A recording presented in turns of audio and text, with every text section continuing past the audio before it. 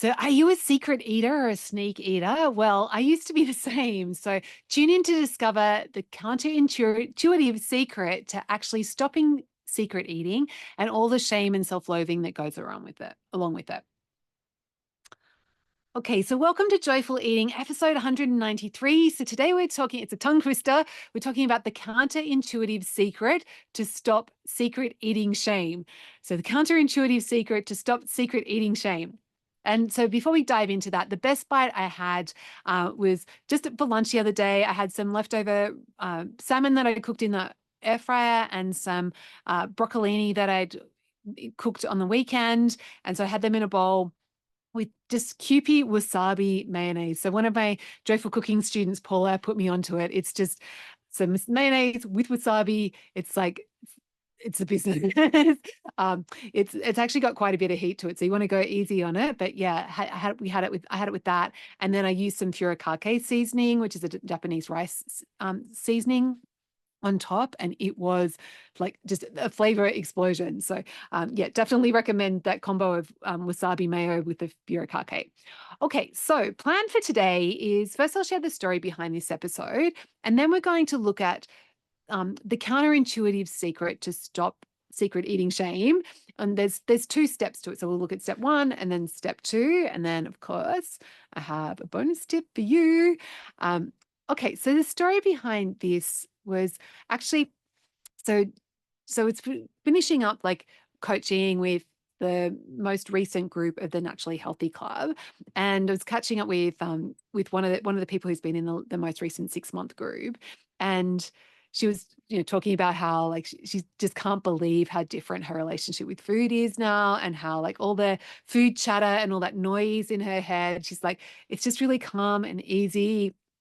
And I'd remembered that very early on when I in the program, like in the first 6 months when I was working with her, she'd shared in the group that like this post about that she called it a sneak eater, and she shared about how like she would like buy cookies and eat them in the car before she got home and then dispose of the wrappers, and or she would take them to the house, but she would be eating them in secret, and she was like feeling a lot of shame around that, and like that it was so stupid, and that she really hated that she did it, but that she had this compulsion to do it.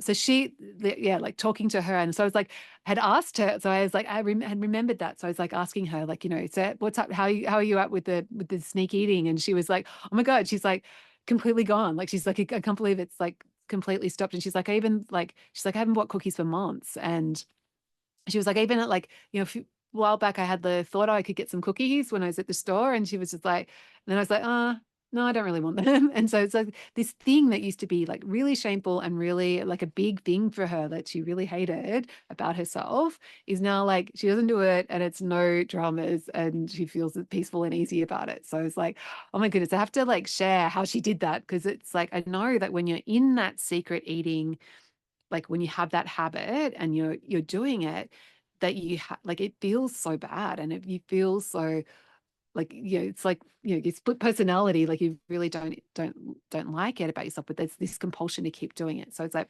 okay, let's do a podcast episode about this, because I'm sure some of the people listening to this have that secret eating. And maybe it's not even that you're necessarily eating in secret, but that there's shame around your eating, and you can apply this to whatever shame is coming up for you around eating. So it doesn't necessarily have to be that you're a sneak eater to apply this. Even just if you're eating in with other people, but there's shame coming up for your eating, then these two steps will apply for that as well. So step one is to just decide to stop shaming yourself. So why why this is important is like really, at the end of the day, eating in secret isn't necessarily a good or bad thing. It's like our judgment of it, and we tell ourselves a story about how it's bad and how we shouldn't be doing it, and all this like piling on the shame. But the actual fact of like eating a bag of cookies in the car is neutral. It's neither good nor bad. It is what it is, or whatever your behavior of eating that you are shaming yourself for. It's just eating. It's just you putting food in your mouth. So it's actually not good or bad. And so we can actually like undo a lot of the damage by just like deciding to stop with the shame and actually deciding to accept that, oh, okay, I've got this habit. I've got this habit. There's parts of it I don't like, but for some reason I'm doing it, and just accept that it's okay, like that I've got this.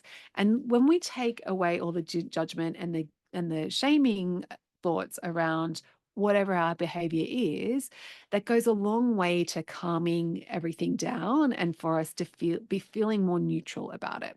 And why that's important is because when we're feeling shame and we're all caught up in how bad it is, it's hard to change the behavior because we're just so caught up in feeling bad about it.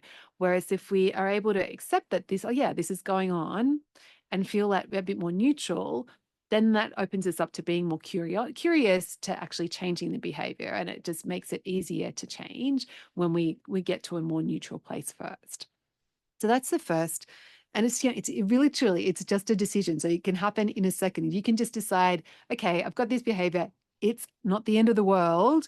It's okay. Like I can accept that this is happening at the moment. And then and immediately feel better about the situation. So that's the first one. And then the second step is actually like checking in with how you like what you want your behavior and your eating around, like, or in, in terms of this specific situation. So when you stop telling yourself I shouldn't be doing this, and you give yourself like that acceptance of, yeah, I am doing it, okay, then we can go to checking in with, actually, do I want to be doing this? Like, if it's neutral, if it's okay for me to have this behavior or not have this behavior, like this eating pattern, like, do I want it? And it's like, because actually, maybe like eating in by yourself or having some like secret eating behavior, that can actually be quite a restorative, like nourishing, nice thing to do for yourself. Like and it's really it's when you're eating too much food and feeling sick later that like that's not ideal. But actually, having a few cookies in the car, like where you've just got, it's you and the cookies, and you get to like really enjoy them and focus on them and like have a nice time with them, and take that time for yourself, that could actually be a really restorative habit that you might want to have. Or maybe it's like you go into into the garden, and you have your cookies in the garden, or you wherever, like whatever space, but actually having that time where it's just you eating and you and the cookies without thinking about anybody else or being interrupted by anyone, like that could actually be a really lovely thing. So this second step is to like actually like check in. It's like, actually, do I want this? And like, would I like to have this secret eating behavior like as part of my life? And then making the decision about whether you continue the behavior or not based on like what would feel good to me.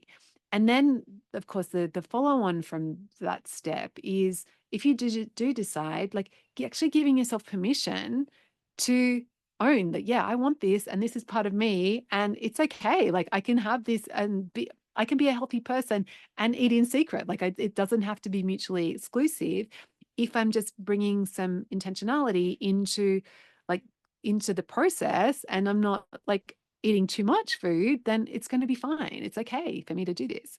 So it's kind of, like, the reason it's counterintuitive is because it's really all about the thoughts that we're thinking about it. And so many times when we stop telling, oh, I shouldn't be doing this, and we actually examine, actually, do I even want this? And we give ourselves permission, then sometimes we might actually decide that we do want it and we do want to continue it, but the frequency and all the angst just melts away. Like we might not want to do it as much as we're doing it because we're giving ourselves that permission. So that's really where the counterintuitive thing comes in, like that when we give ourselves permission to do things, and then we're starting to choose from, actually, do I even want this or not? Then, like, oftentimes it becomes an easier choice to not do it, because it's like I don't know, it's just a weird thing how human brains work. Um so just, yeah, and if you're not, like, if you don't believe me, like, you can just do an experiment of like, oh, okay, what if I just like actually intentionally plan and give myself permission to have a secret eating session, and just see how it goes and see how it feels, and then you can decide whether you want to continue that or not based on how it feels, and doing that experiment. So that's step two. So it's really just deciding to stop shaming yourself, get to that more neutral place, and then bringing the curiosity and asking, like, do I really want this? And if you do, like, giving yourself that permission to have that behavior. And then my bonus tip for you that I think is really helpful with this is to get into the habit of, if you are giving yourself permission to have cookies, say, like my example from my client, is to, rather than it just be like this random thing that happens, actually like planning it in, like actually setting intentions around it. So it's like, yeah, okay, I'm going to buy a bag of cookies from the store. I'm going to eat them in the car, but actually deciding how many cookies you have before you actually get in the car and you're eating the cookies. So setting that intention of, oh yeah, I'm going to have, maybe you are going to have the whole bag. That's completely fine. You can set that intention if you want, but maybe you might want to think about, okay, maybe, 3 cookies would feel good. I'd like, that would feel satisfying. And then actually getting, when you're in the car, you've got the cookies, you're having the 3, and then you're closing up the bag because that's, you've set that intention. And that just gives you like a little boundary to stop being like, to avoid having too many cookies. And then what you can do is, of course, when you get to the end of your 3rd, you're probably going to be like, oh, another one would be okay. And what you can do then is just like go, no, like, and coach yourself and go, okay, well, I do, like, it would be good to have more, like, and then you can schedule in, okay, I'm going to have another, I'm going to have some cookies tomorrow, and I'm going to do that tomorrow. And then that just helps you stick to your intention in the moment, because you're like, yep, cool, I'll have some more cookies tomorrow. You might decide tomorrow that you actually don't need cookies, but you can just cross that bridge when you get there. So that's my bonus tip for you, is like to get into the habit of being, like, when you are giving yourself permission, being specific, being intentional with the quantities of what you are going to be eating. Okay. So that's it for this week. Have fun experimenting with this idea of like, and just like feeling that release of not feeling the shame is so, so powerful. And my invitation for you is, like, if you'd like some support in letting go of the shame and the guilt around food, then I'd love you to join me in the Naturally Healthy Club. So it's my 6-month coaching group, which gives you a simple, doable, proven process to create a healthy, enjoyable relationship with food and your body. And so you turn off all that food chatter in your head, and you feel that peace and calm, and you feel in control of what you eat without restricting or any of the hard stuff. And at the end of the day, so you're enjoying food, and you get that feeling of feeling good in your clothes and your body. So we enroll twice a year, and we usually sell out. So to get on the wait list, just Google Stone Soup and go to click on the Naturally Healthy Club tab, and you can enter your details there. Or you could just click on the link in the show notes, and that will take you there as well. Okay, have a fantastic week, and I will catch you next week.